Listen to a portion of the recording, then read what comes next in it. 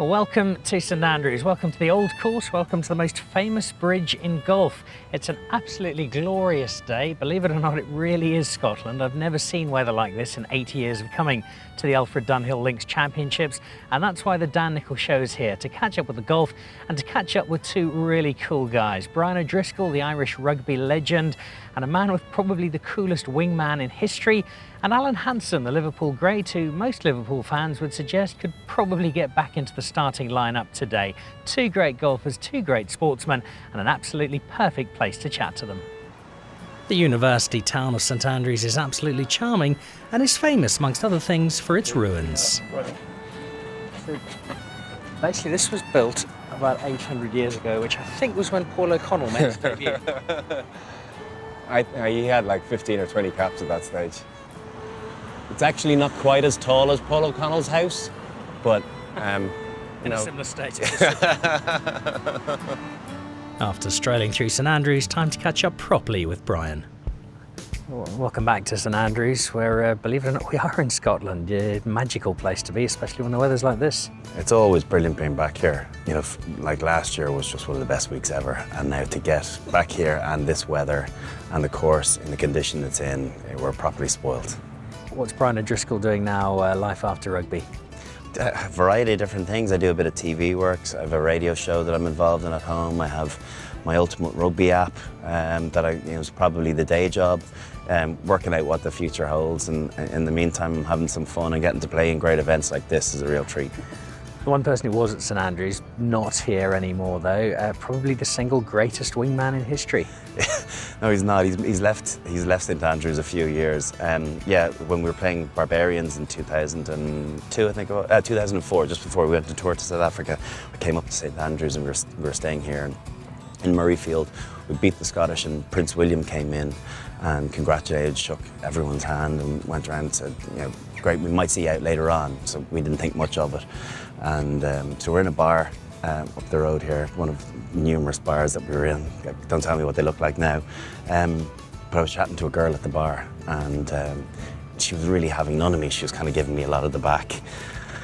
I kept for a little while and tried to encourage her to converse with me, and then it wasn't really happening. I just about gave up, and he tapped me, Prince William came over and tapped me on the shoulder and he said, oh, you know, it was great meeting you earlier on, and sorry I have to head now, I've got to go down, it's my grand's birthday tomorrow. And I was like, oh yeah, cool, okay, great to meet you too, I'll catch you again. So shook hands and off he went, and sure enough the girl turned around, she was like, that was Prince William. I was like, yeah, my friend Willie. She was like, all of a sudden I was getting the front. So yeah, funny. He's never around when you need him, but for that one occasion. So it was, yeah, thank you, Prince William, for all you've done for me. Your career has come to an end. Are you missing the rugby? I'm missing it because I miss World Cup. I'm not necessarily missing the rugby. I'm missing the occasion, and I miss winning. And you know, I tend not to win very often out here, so you know, that's the void in my life now. But I think common sense prevailed, and I quit while I was ahead. Amazingly, you only played twice in South Africa.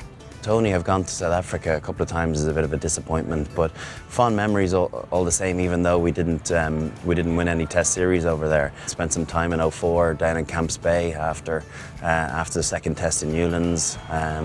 We managed to borrow Robbie Brink's place down there, so we had a couple of good nights. And yeah, needless to say, it's you know, you could definitely find fun in South Africa whenever you wanted it, and there was no shortage of it. From one great sporting cult to another, Alan Hansen, who can't get over the tropical weather in Scotland this week. Welcome back to St Andrews. Alan, this is probably the single greatest week of weather in the history of Scotland. Ever. I mean, I lived here for 22 years before I went to Liverpool, and I don't think we had one day like this, never mind 1 week, especially at the end of September. I mean, to come here at any time is great. To come in here at any time when it's not raining is better than great, but to come in here when you've got weather like this, it's just the best place in the world, it really is. So, we all know you, obviously, as one of the all-time Liverpool greats, but you almost weren't a footballer. When you were about 16, if you'd had it your way, you would have been a golfer. Golf was always my first love. When I was 16, I was quarter-final of the Scottish boys match play and finished 6th in the stroke play.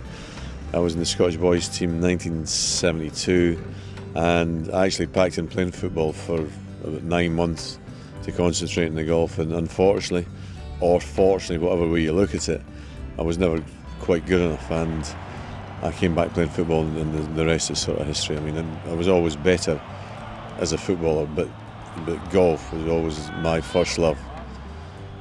My number one sport, and it still is. I mean, you know, I've retired now from television, and I really don't watch a lot of football, but I watch a lot of golf. I watch a lot of golf. I mean, I wouldn't say I'm obsessed with golf, but I'm close to it. And where better to be if you're obsessed with golf? A wonderful week at the Alfred Dunhill Links Championships, and now you know where to book your next summer holiday.